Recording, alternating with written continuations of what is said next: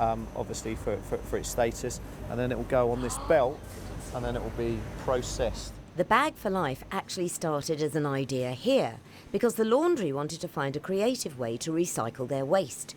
Because after all, you can only wash something so many times before you have to replace it, and apart from oil, textile waste is the second biggest polluter in the world.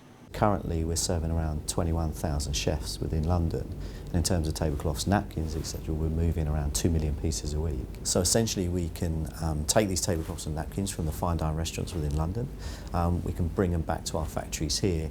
At that point, an individual within the production team would manage that for quality, and they would spot any imperfections or any issues with the product. That would then be discarded.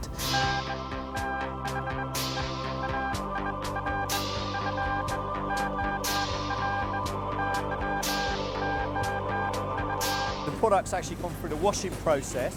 It's now going to be ironed, and it's stacked, folded, ready to go to the restaurants. The issue here is that we have some imperfection within the product, so they're being rejected. So what might seem perfectly fine to us with the guys that are putting this through, they can see the quality in the rejects that need to be re-washed. We try to re-wash it once. If we can't re-wash it, then it's discarded immediately to waste. So this is it, Joe. This is where it actually ends up. So from the processes of it coming out of the restaurant, it being sort of quality checked within the factories, looking at our rejects and trying to reprocess what we can. Everything that can't be done in that way is then bagged up. To give you some example, this is probably 2 days worth of waste. Oh, you're kidding me. Traditionally this would have gone to landfill, which is a huge problem due to the amount of waste. So for us as a company, we've been trying for a number of years to get the perfect supply chain to understand that we can get this recycled.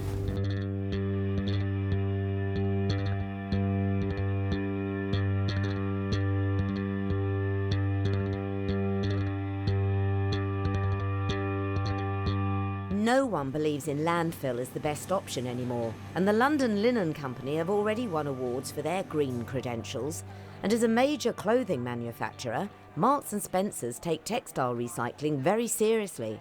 So the two companies made a perfect match to come up with an innovative idea. Well, we've always been interested in different uses of waste streams from textiles, and we approached London Linen because they'd obviously got this huge amount of textile that they were using in the restaurant trade, and we were very interested to find out what they actually did with it at the end of the life of the tablecloths.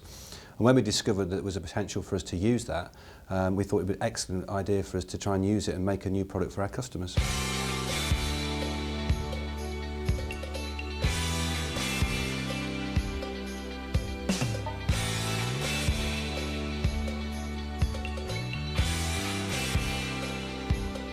We take their textile waste when they're at the end of their life, we take them to a place in Leeds where they're sorted, and we pick out the panels which we think are appropriate for us to cut out and print with the design that we've created with Barbara Hulanicki to create this fabulous bag for our customers.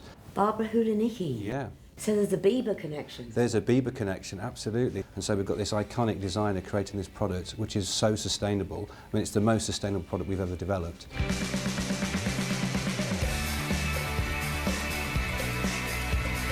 Is it durable? I mean, how long? What's the shelf life? Yeah, it lasts for ages because obviously one of the great things about table linen is it's made for a long life, it's very durable. So we're taking these old tablecloths which are made of fantastic quality fabric, and obviously when they've got a small nick in them or a nasty red wine stain, they can't be used anymore. So we can obviously cut around those pieces and create these great bags. So old dirty restaurant linen is turned into bags that help us to stop polluting our world. And if that wasn't good enough, UNICEF, the children's charity, rather like the idea too.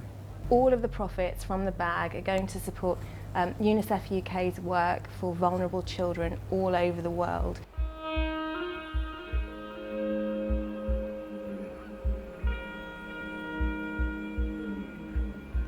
There are 35,000 bags which are part of this limited edition collection, which means that together we'll be able to raise thousands of pounds for children. And so what that money means is that we'll be able to provide life-saving vaccinations for thousands of children. We'll be able to help provide them with education so that they can go on and fulfil their potential. And also for children who are in danger, like in conflict situations, for example in Syria right now.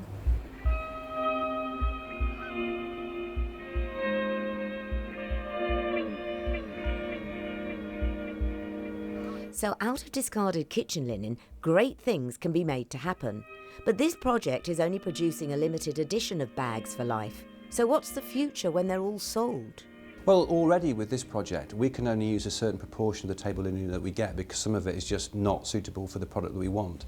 So there's already a significant amount of the cotton waste that we're getting, which we're shredding through people in the north of the UK to turn back into products such as loft insulation and such as filling for sound insulation in cars. Could it even go into fashion? Well, we've got lots of projects at the moment, and potentially we could easily see jeans one day using a significant content of recycled fibre. So the department store and the linen suppliers have even bigger recycling plans for the future. And of course many other stores are making their own environmentally friendly bags for life. So the news is good. But as I walk the streets of London from now on, I won't be able to stop myself from looking back as I pass some of my favourite restaurants and wonder, did I ever sit in there and use my bag as a tablecloth?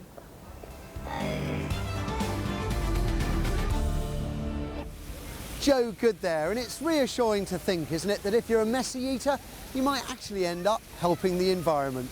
Well, that's nearly all for this evening, but before we go, let's have a quick look at what's coming up on next week's programme. In a health special, we find out how the NHS is coping with a desperate shortage of doctors and nurses. If things continue as they have been going, then the district nursing service would be at severe risk. How we're being forced to recruit more and more staff from abroad. And we meet the frontline doctors who say that stress is damaging their mental health. There's doctors sitting in car parks at work, just weeping, unable to get out of the car. We've taken their emotional resilience and we've crushed it with the work that we're expecting them to do. And that's all from this week's Inside Out London. If you've missed any of tonight's show and you'd like to catch up on the iPlayer, then head to our website. The address is bbc.co.uk/Inside Out, and then just click on London. Thanks very much for watching. I'll see you again next week.